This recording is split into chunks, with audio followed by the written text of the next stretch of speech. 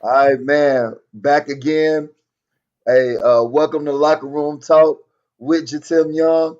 I'm your boy, Mr. Wildcat, Mr. Northwestern, Mr. Big Ten, Chicago Hall of Famer, Chicago legend Jitim Young. And I'm in the locker room with my bro who know a lot about being a part of a locker room and what the locker room stands for.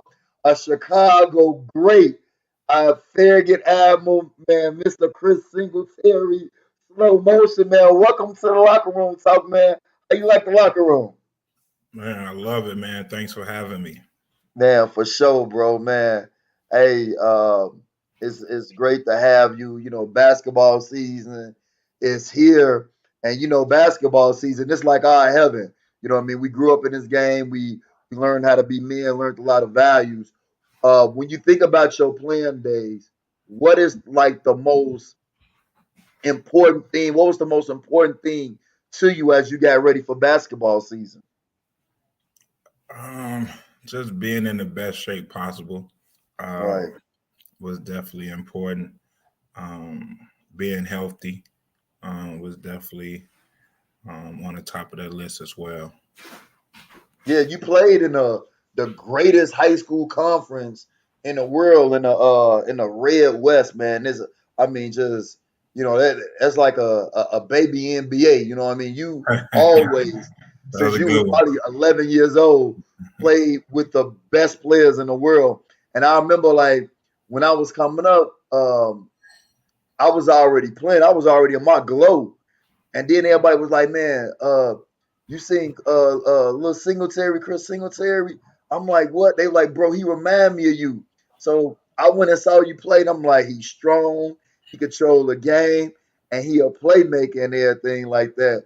And I was just always, I love playing against you. I love being on the same team playing with you.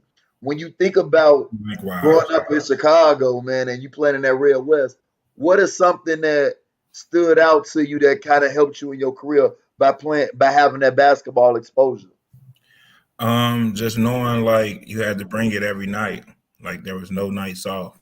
In the Red West, every school, had guys that was hungry, that was either had a name or was trying to make a name for themselves. And so that definitely taught me um, to bring it every night, no days off. Bring your game, not your name. You know. Yeah, for sure. And now like you giving back now, and I always love legends who reach back and kind of do what was done to you to give you the opportunity and to motivate and empower you to do what you did as a phenomenal player in your career. How does that feel now that you the OG and you seeing these kids and you giving back to them? What is that feeling like? And take me through that like process of the difference in your role now versus like being a player. It's a great feeling actually. Being able to share my experience and to empower the youth and guys that's pursuing the same some of the same dreams and goals that I had as a child. Try to help them get to the same level, the Division 1 level that I was able to reach. Um, to be able to share that and just let them know that it's possible. Um, Right. I think is the main thing. I was able to earn my bachelor's degree through basketball, get that free education, and so to be able to share my experience and to empower them, to let them know that they could do the same thing is definitely dope. Do you find that your relationship with the kids are strong and that they are more open to talking to you about things that they might not even share with counselors, social workers, or even their own family members because of who you are as Chris Singletary? Definitely. Um, I definitely think when you have that common denominator, in this case being basketball, it helps, right? Because you Right, kind of you look like them, and also you're doing things that they're doing, and then the fact that I'm still able to get out there and play with them, right, definitely helps. You know, build that trust and let them know that I'm here to help them, not to harm them at all. man. We got NBA season here, bro. We finally made it. Golden State won it all last year. Hey, when you look at like this season, just kind of bold predictions. Who you looking at as your MVP or your first team, as far as players, and then with the teams, who you got like in the final four? Who's the best two coming out the that's gonna be representing the West? Who's the best two that's gonna be representing the Eastern Conference? So I never been a type to like make those early predictions, right? Because I understand it's a marathon, it's not a sprint. Facts. And then you never know with injuries and different things of True. that nature. But definitely I like Ja Morant as if he can I stay love healthy. him. Yeah, if he can stay healthy, I definitely like him as an MVP candidate. Um, I like Luca, Greek Freak. Um, who else? Those are my Babyface. huh? The babyface assassin. Yeah, those are my top three. And then I like Milwaukee. The other year the year before last when Milwaukee won it, I Yeah. actually had picked them to win it. Look at Um, that. and so for them to win it was like because they're a team, Right. and when your superstar is so selfless like Greek Freak is, that Right. just helps the team. And so I like Milwaukee. Um, of course, Golden State. Um, so you said Final Four. So I got Golden State out the West, Milwaukee out the East, and then I got to give you one more out the West and one more out the East. Yep. Uh, somebody else out. Man, I thought it was Philly, but they just missing something. They are. They missing something. I can't even really. Oh, Boston. So I'm gonna go. I'm gonna go Yeah. Boston, and I'm gonna go Milwaukee, and then in the West I'm gonna go Golden State. Uh, Dallas looked good the other night. I'm gonna go Dallas. I'm gonna You go gonna go Dallas. Dallas? Yeah, I'm gonna I go like Dallas. I like them picks. I picked the same two picks you got in the East with Milwaukee coming out. I got Golden State coming out the West, but instead of Dallas, Mm-hmm. I thought about the Clippers because Kawhi back, but I got a feeling if Dallas got to see the Clippers, I think Dallas gonna get them. But I'm gonna go with a dark horse team. I'm gonna say Ja against Steph Mm. to go to the ship. I'm gonna say Ja against Steph to go to the ship. See if he learned after a year. And ironically, you picking Milwaukee 2 years ago. Last year, the summer Milwaukee won. I said when Clay come back, Golden State was gonna win, and Yeah, they ended up winning. So right now, like me and you, we on the same vibes. I love Luka Doncic as well. We from Chicago. We Chicago legends. It's only right to talk about the Bulls. The Bulls' chances of upsetting either Milwaukee or Boston getting to the finals, or what do you expect? What does Chris Singletary expect from the Chicago Bulls?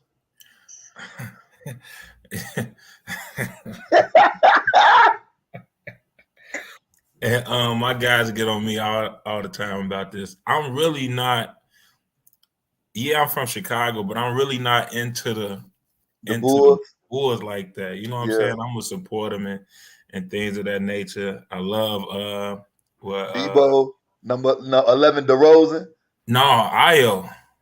Oh, Like Io, okay, yeah, yeah, like and that's one of the main reasons that I like watching, like for real, for real. Like whenever they got a Chicago kid on the team, like yeah, definitely gotta, you know what I'm saying, support them. But for me, Zach just don't do it for me, right. and I think um, you gotta have that 1-2 punch, and you gotta have that 1-2 punch got to be willing to guard, and maybe that's what missing in Philly, you know, uh, James Harden not really guarding, He 'cause not committed to it. yeah, in the playoffs, man, you gotta guard. It's a possession game in the playoffs, so every possession count. And for me with the Bulls, Zach just don't don't get it done. I know he wasn't all the way healthy, so maybe that played a part of it.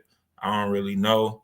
But his But career seemed like that. His career is like he from a West Coast culture, which I mean, Jason Kidd guarded too. He from the West Coast, but like when he was in Minnesota, it was just like offense. I know he got a stint. He was in LA for a minute, and then even with the Bulls, it's just been about scoring. And I saw DeRozan getting on him, and DeRozan defender. He from the West Coast, getting on him last year.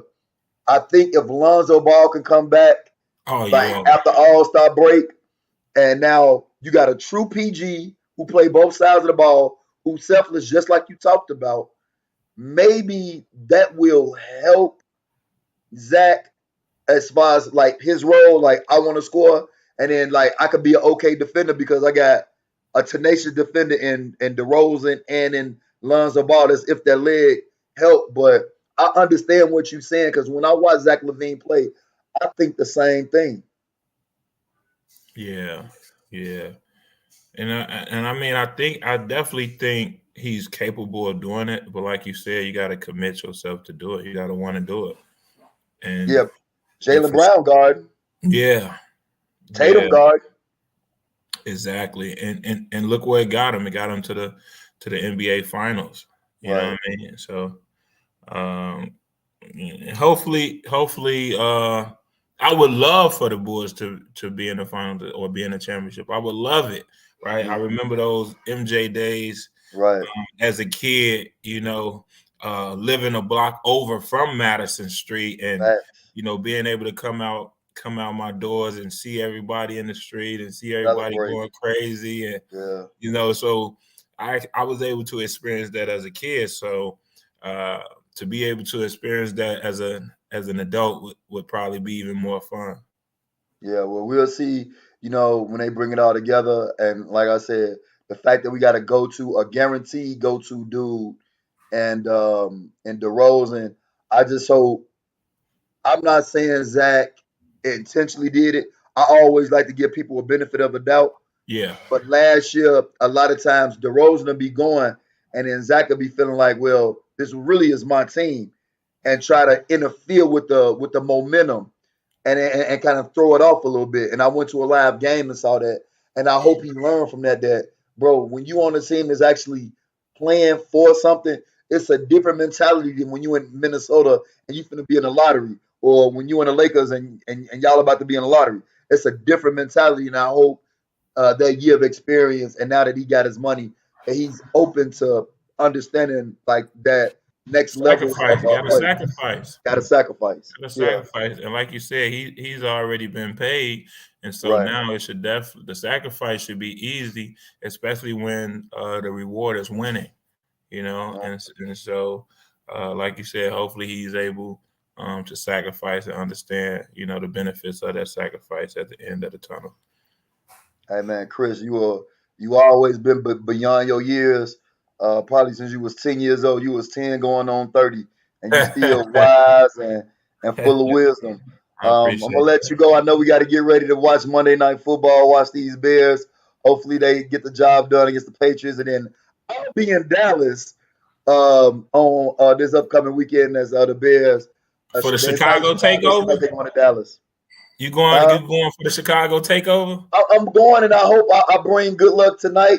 Talking to you, I hopefully we could go 2-0 this weekend. And when I go down there to Dallas, I hope we can bring back another championship. I mean, bring back another win. Bears a long way from a ship, but definitely Yeah, bring back right. another win. That's crazy. I know a lot of people that's going down there. And that's crazy because how I'm saying I'm not a real big fan of the Bulls. I love the Bears. Like Yeah, it be I, like that. I love the Bears. You know what I'm saying? Yeah, Maybe because like I don't even know why. you I but get but you a big kid. Like I know when I was at Gordon Tech, my uh-huh. first 2 years I played football. When you Yeah, I was at played football Farragut, at did you play? Farragut as Oh, so you well. played at Farragut? Yeah, I Okay, played yeah. football Because at I'm like, Farragut, man. Ewell was the quarterback. Emmanuel Love. what? Yeah. Ewell was your quarterback? Ewell was my quarterback. I played tight end Dang, and defensive end. man, bro. Hey, man, you might get sued. Hey, Justin Fields needs you, baby, for real, man. And you super strong. You still stronger than most normal men. Me, you, and Paul McPherson is the three strongest Polish guards out of Chicago. Appreciate that, big bro. For Appreciate sure. that. Already, man. Yeah, bro. But yeah, like I'm a Bears fan. I love the Bears. Lamar Jackson is my favorite player Yeah. in the world. I love Lamar Jackson, but the Bears is my team. I always tell people that. So I'm gonna go ahead and let you get up out of here. Man, thanks for joining me in the locker room. Thanks for having me, man. God All right, bless. brother. All right, so that was Chris Singletary, um, one of Chicago's phenomenal talent. You talk about a guy play both ends of the court, can score the ball, could play the point two, three, play the four, and strong enough. Like this guy, man, really just reminded me a lot of myself when he was coming along. He was a few years behind me, but just a guy who can get it done. Was an All American. Again, played in Chicago Public League in the Red West. Chris Singletary was man phenomenally amazing. He was just a great talent representing Chicago. Whatever you do it to the best of your ability, and man, just always have faith, always believing in yourself, and always remember there's always room for improvement. And the day you feel that you can't get better, the day you're not living your life to the fullest. This is Locker Room Talk with Jitim Young. I'm your boy, Mr. Wildcat, Mr. Northwestern, Mr. Big Ten. Jitim Young, I'm signing off. Check us out. Let's talk about a shot. We will be doing live shows. Follow me on Instagram at Jitim Young, Twitter at Jitim Young. Follow Let's Talk About a Shot. Facebook Jitim Young. Follow Facebook group page Let's Talk About a Shot. Peace. God bless.